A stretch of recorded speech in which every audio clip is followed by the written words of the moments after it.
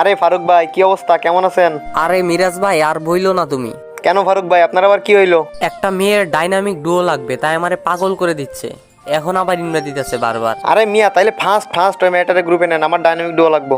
আরে ফারুক ভাই, আমি না আপনাকে বলছিলাম একটা ডুয়োর কথা। দেখছেন আমার duo?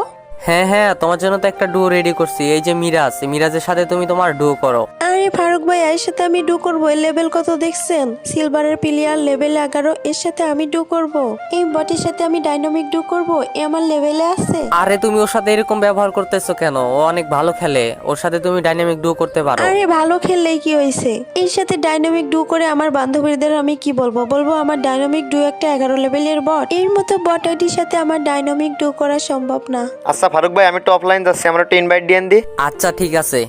A few moments later. এবার আমি আমার বড় আইডি দিয়ে চলে আসি, এবার শুধু ফারুক ভাইয়ের অ্যাডের অপেক্ষা। বলতে না বলতেই দেখি ফারুক ভাই ইনভাইট দিতেছে। আচ্ছা যাই।